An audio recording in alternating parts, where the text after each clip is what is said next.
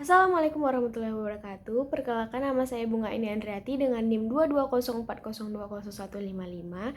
Dalam video kali ini saya akan sedikit mempresentasikan tentang pendekatan kualitatif dan kuantitatif dalam pemilihan metode penanganan resiko. Di presentasi kali ini kita akan membahas dua pendekatan utama dalam pemilihan metode penanganan resiko. Yang pertama itu ada metode asuransi dan yang kedua itu pendekatan kuantitatif. Saya akan menguraikan langkah-langkah pertimbangan dan faktor-faktor yang mempengaruhi keputusan dalam setiap metode, termasuk bagaimana kecemasan dalam mempengaruhi pilihan manajemen resiko. Metode asuransi. Metode asuransi adalah prosedur 2 langkah untuk merencanakan total resiko.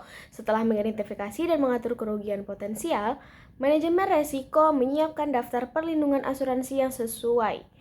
Perlindungan ini dibagi menjadi 3 golongan utama berdasarkan keparahan kerugian yang dilindungi.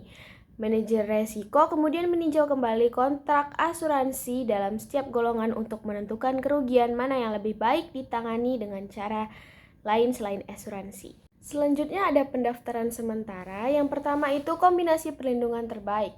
Manajer risiko harus menetapkan kombinasi perlindungan asuransi yang memberikan perlindungan terbaik terhadap risiko perusahaan, dengan asumsi perusahaan lebih suka membeli pertanggungan asuransi jika tersedia. Dan kedua itu ada pemahaman kontrak dan harga. Manajemen risiko perlu memahami kontrak dan penetapan harga asuransi untuk mendapatkan perlindungan terlengkap dengan biaya termurah. Ini juga membantu mengidentifikasi risiko yang tidak dapat diasuransi. Yang ketiga ada klasifikasi kontrak. Kontrak asuransi itu dibagi menjadi 3 golongan. Yang pertama esensial, yang kedua diinginkan, dan yang ketiga tersedia. Selanjutnya, membuat daftar yang telah diperbaiki. Setelah daftar sementara, manajemen risiko meninjau kontrak di setiap golongan untuk menentukan kerugian yang dapat ditangani lebih memuaskan dengan cara lain.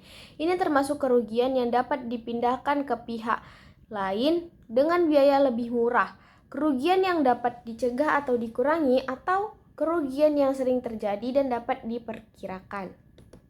Manajer risiko dapat menimbang manfaat setiap metode atau menerapkan pendekatan kuantitatif. Keputusan ini juga mempertimbangkan faktor-faktor seperti status ekonomi perusahaan, tujuan manajemen risiko, sifat exposure, sikap terhadap risiko, dan ketepatan pengukuran kerugian potensial. Selanjutnya, pendekatan kuantitatif. Pemilihan metode yang akan dipakai untuk menangani risiko berdasarkan pendekatan ini dimulai dengan membuat sebuah tabel matriks kerugian yang mungkin memperlihatkan berbagai kemungkinan atau biaya yang harus dikeluarkan bagi setiap keputusan dan bagi setiap outcome. Selanjutnya ada matriks kerugian.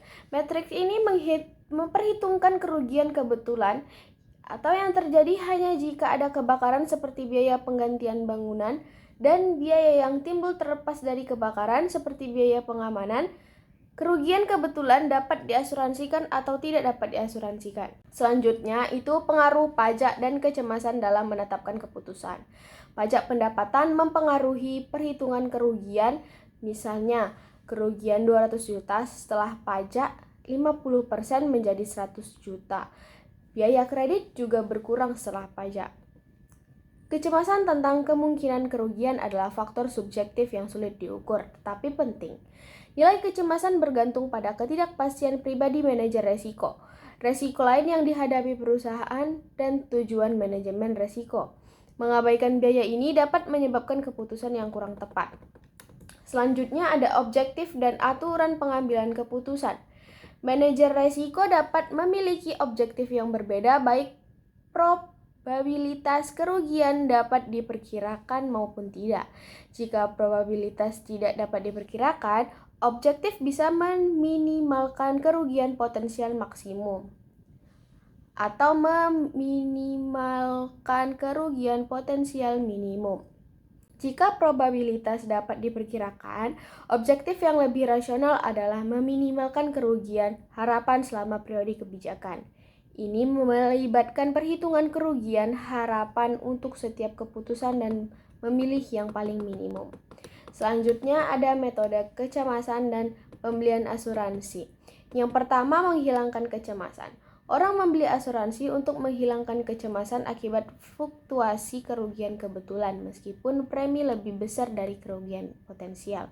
Yang kedua, kerugian tak terduga. Menanggung sendiri kerugian kebetulan yang dapat diasuransikan dapat menimbulkan kerugian kebetulan yang tidak dapat diasuransikan. Yang ketiga, faktor pajak dan estimasi. Faktor pajak dapat membuat asuransi lebih menguntungkan.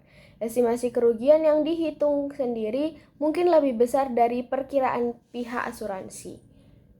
4. Nilai layanan asuransi. Layanan tambahan seperti inspeksi, keselamatan, dan penyesuaian kerugian yang disediakan oleh pihak asuransi juga menjadi daya tarik. Cukup sekian presentasi saya kali ini. Jika ada kesalahan, saya mohon maaf. Terima kasih. Wassalamualaikum warahmatullahi wabarakatuh.